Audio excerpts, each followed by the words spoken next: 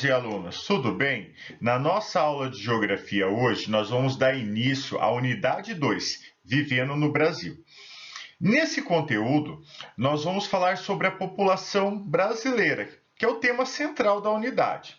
Será estudado seus aspectos relativos à distribuição, à composição, migrações e à desigualdades socioeconômicas.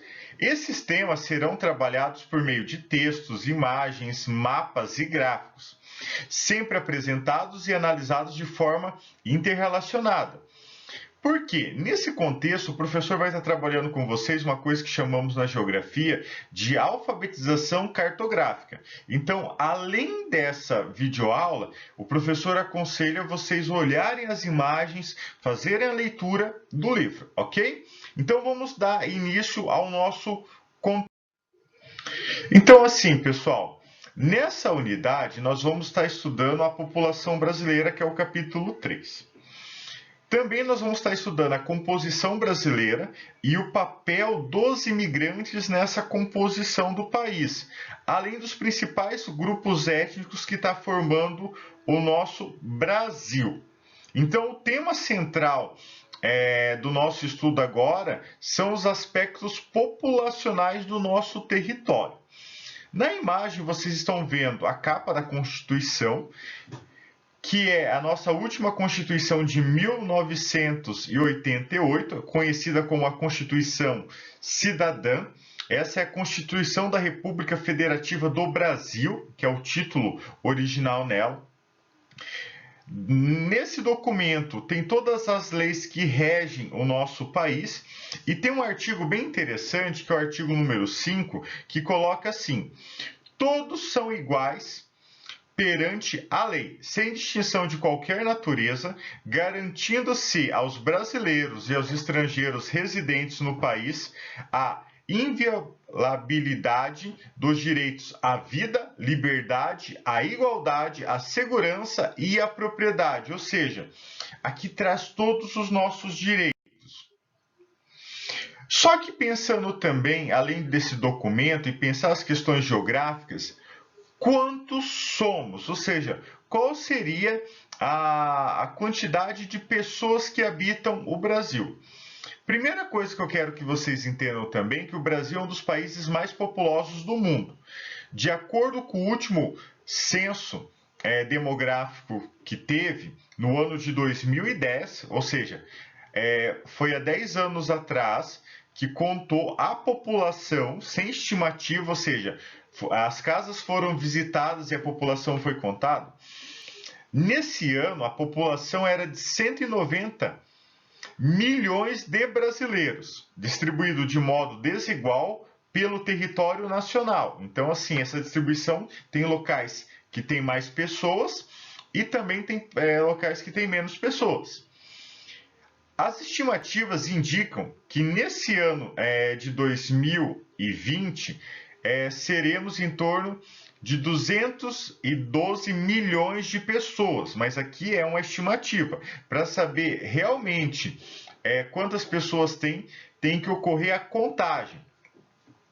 A contagem da população é feita por meio do recenseamento, realizado a cada 10 anos pelo Instituto Brasileiro de Geografia e Estatística, que é o IBGE. Atualmente, a população mundial é de mais de 7 bilhões de pessoas, também distribuídas de modo bastante desigual pelo planeta. As áreas em que se concentram muitos habitantes, em outras, a população está dispersa e há poucos habitantes. Também há áreas que não são ocupadas de forma permanente pelos seres humanos. Cerca de metade da população mundial vive na Ásia. Apesar disso, há grandes vazios populacionais nesse continente. Lembre que o maior lugar de concentração populacional está no continente asiático.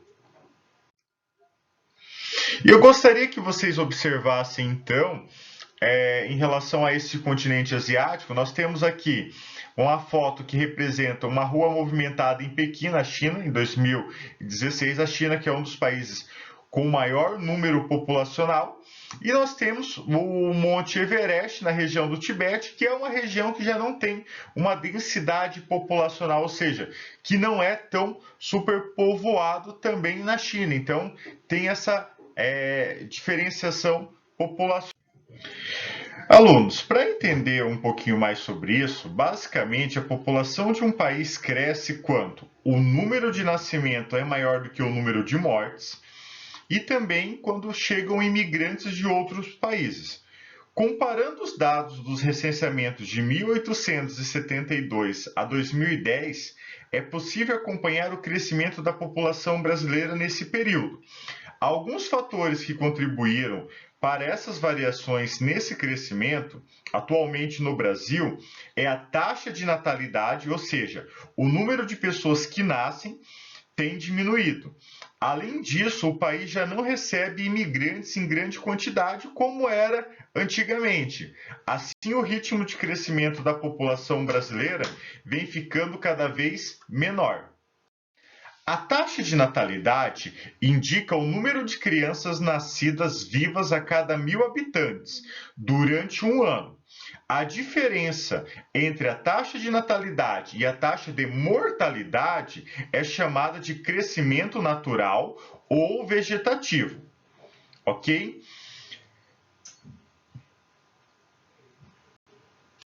Um outro fator importante é a chamada esperança de vida das mulheres é ligeiramente mais elevada do que as dos homens, ou seja, as mulheres vivem em média alguns anos a mais do que os homens.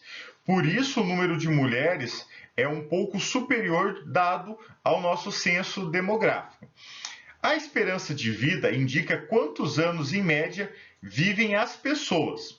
Em 2016, no Brasil, a esperança de vida ao nascer era de 75 anos em média. Para mulheres, era de 79 anos e para os homens, 72 anos. A projeção para 2020, que é o nosso ano, é de uma média de 76 anos, sendo 80 anos para as mulheres e 73 anos para os homens. Eu quero que vocês observem nesse mapa, população do Brasil então de 2010, que a população brasileira está distribuída de forma desigual pelo nosso território. Enquanto algumas áreas concentram muitos habitantes, em outras há pouquíssimas pessoas, conforme demonstra o mapa. Imagine dois bairros, um em uma cidade com poucas moradias e muitas áreas verdes, em outro com muitas moradias, todas próximas umas das outras. Certamente o segundo bairro concentra muito mais moradores do que o primeiro. A concentração maior ou menor de pessoas em um determinado lugar recebe o nome de densidade demográfica, que é o que o nosso mapa está representando. Ok? Chegamos então, pessoal, ao final de mais uma videoaula. Eu espero que todos estejam bem, se cuidem e até o nosso próximo encontro. Até mais. Tchau!